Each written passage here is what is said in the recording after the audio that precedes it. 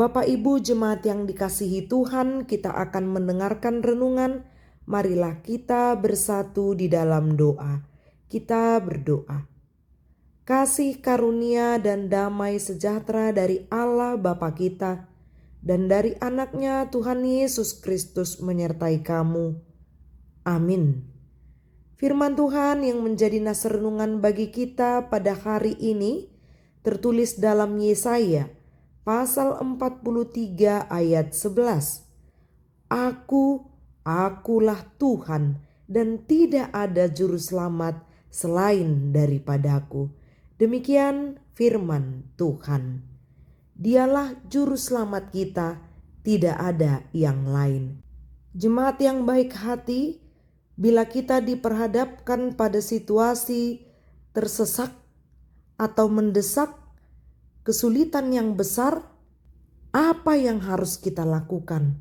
Ada yang dengan sungguh berdoa kepada Tuhan karena ia yakin bahwa hanya Allah yang mampu memberikan jalan keluar dan menyelamatkan kehidupannya. Namun di sisi lain ada juga orang yang mungkin dia berdoa, tapi karena ketidaksabarannya akhirnya ia menghalalkan segala cara, ia bertolak dari Allahnya dan dia mencari keselamatan yang ditawarkan oleh dunia ini. Contohnya itu pergi meminta pertolongan kepada dukun atau yang dianggapnya pintar supaya dapat menyelamatkan kehidupannya. Ada juga orang yang sama sekali tidak mengingat bahwa Allah itu akan memberikan hikmat kepada kita untuk dapat menyelesaikan setiap perkara dalam kehidupan ini. Yang manakah posisi kita? Dalam nas ini kita diingatkan ketika Allah memproklamirkan dirinya kepada bangsa Israel melalui Nabi Yesaya. Ia menyampaikan bahwa dialah juru selamat. Tidak ada juru selamat selain daripadanya. Kalimat ini bukan sesuatu yang baru bagi umat Israel. Pada dasarnya mereka tahu siapa Allah yang telah memilih menyelamatkan bangsa Israel sejak mulanya.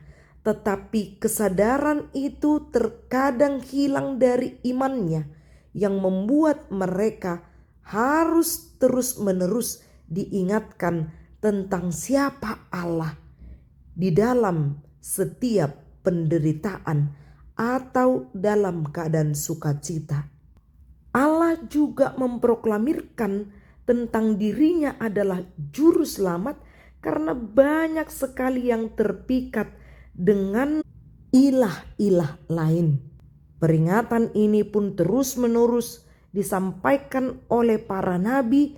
Secara khusus dalam nas ini Nabi Yesaya mengingatkan mereka supaya mereka tetap berharap kepada Allah.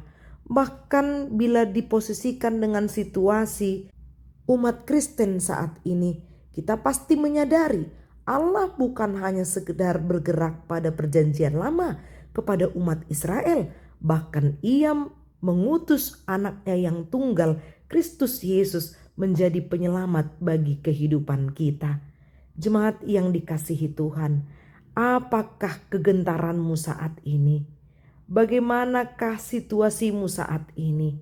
Apakah kita juga sedang mengalami kekhawatiran, kesulitan yang besar? Bila kesulitan itu seolah-olah tak kunjung berakhir, apa yang harus kita lakukan? Sadarlah bahwa Allah di dalam Kristus Yesus hadir di dalam hidup kita menjadi penolong, menjadi juru selamat yang membawa keselamatan bagi kita. Sedangkan maut saja dikalahkan, apalagi segelintir persoalan kehidupan kita yang mungkin saat ini membuat kita tersesak karena begitu berat yang kita hadapi. Ada yang menghadapi krisis damai sejahtera di rumahnya. Ada yang menghadapi sakit penyakit. Ada yang menghadapi anak-anak yang susah untuk mendengarkan nasihat dari orang tuanya, atau banyak hal di tempat pekerjaan kita yang seolah-olah persoalan itu tak kunjung berakhir. Namun ingat, dalam situasi apapun kita, percayalah Allah hadir untuk menyelamatkan kehidupan kita. Allah hadir untuk mengingatkan iman kita supaya tetap berpegang kepada Kristus yang menjadi juru selamat. Jadi jangan terombang-ambingkan imanmu di saat gelombang kehidupan itu membuatmu hanyut atau tenggelam. Tetapi percayakan Allah di dalam Kristus Yesus mampu meredakan setiap ombak penderitaan kehidupanmu. Amin. Marilah kita berdoa. Bapa yang baik, Bapa yang kami sembah dalam Kristus Yesus Juru Selamat kami yang hidup. Terima kasih Tuhan untuk keselamatan yang Kau berikan kepada kami, mengingatkan kami agar kami tetap memuji Engkau dan tetap setia di dalam iman kami kepadamu. Inilah doa kami dalam nama Kristus Yesus.